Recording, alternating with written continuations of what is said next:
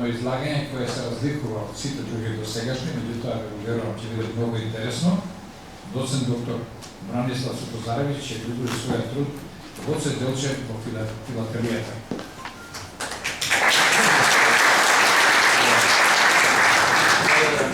Почитувани професори, почитувани присутни, за Гоце Делчев сме слушнале многу епитети во нашите животи.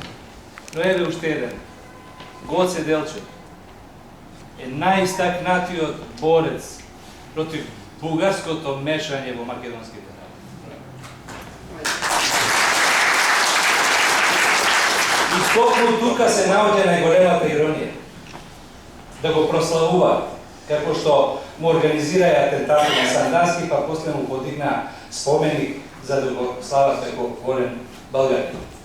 Тоа е политиката на нашиот источен сосед. Мене тоа не ме зачудува, затоа што и на првиот ден на отварањето на Музеот на македонската борба, првата вест за тоа во Бугарската информативна агенција беше поставиха Србин за директора на Музеа на борба. Замислете, и мене ме направи Србин, некој ќе биде земјани, но тоа е пракса која веќе одамна ја слушаме и стара песна. Да се зборува за Гоце Делчев, тоа навистина е голема чест за мене и јас ќе се обидам сега, после овие навистина прекрасни излагања, дури и моето скратено издание да го скратам уште повеќе, за да бидеме по-ефектни.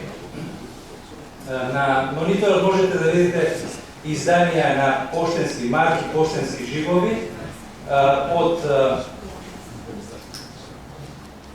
Бугарија, Југославија, Македонија и овие марки се од македонските студентски друштва во туѓина. Сега, замислете,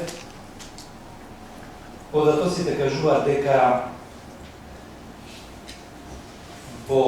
освен овие две марки кои ги издаде македонските студентски друштва, тие делувале во повеќе градови из Европа, а тоа е дел од една поголема серија на поштенски марки и разградници. Меѓу другото, треба да нагласиме и дека Бугарија веќе од 1953 година започнува да издава поштенски марки со ликот на Гоце Делчев и тие се 4. И на крај, во периодот од 1945 до 1992 година СФР Југославија издаде две марки. Само за споредба, ако го иземеме ликот на Јосип Броз Тито, ретко која личност во југословенската филателија е застапен два пати за тие 40 години. И на крајот, македонската пошта издаде дури една марка за 30 години. Инаку изданијата што се однесуваат до ВМРО, до револуционерната организација, до Идинден се доста респектабилни, тоа морам да го стегнам.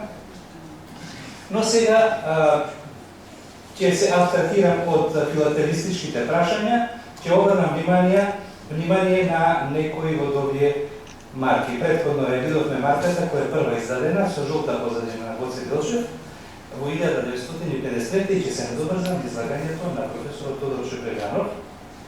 Имено Бугарија не наоѓа за сходно во првите 50 години од смртта на Гоце Делчев да издаде некаква марка.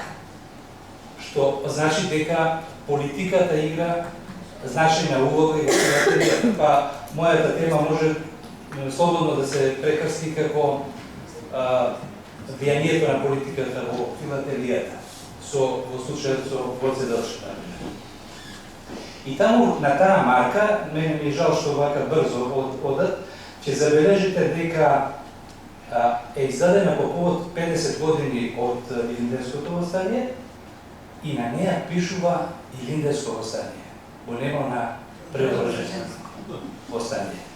што значи дека и од овој аспект можеме да докажеме дека тоа Преображенско восстание е само продукт на новите кумови во Софија, кои секогаш наоѓаат начини да вметнуваат нешто што ќе асоцира на бугарско или на било каков начин да се замешаат во она што значи Македонија. Оваа марка која видовте претходно е дел од серијата на студентските друштва в чужбина, во туѓина, и ќе видите една позадина на една од тие изданија на Разградница, тука е прикажана, на која се набројани градовите каде што делувале овие студенти.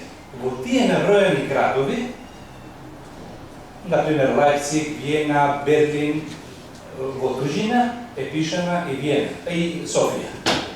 Тоа укажува дека многу добро знаеле македонските студенти која им е татковината, според марката која ја објавиле, а дека Софија е нивната туѓина.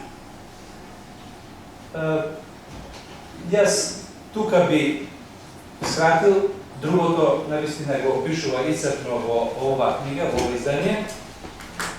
И сакам да на крајот да ги повикам сите историчари, јазичари, сите научници во Македонија, особено оние кои кога Македонија ни требаше тие беа први по институциите и по академиите, а сега кога ние и требаме на Македонија, ни први ги снема. Ги повикувам да се јават или нека се откажат од своите докторати, нека ги фрлат во Вардар. Може би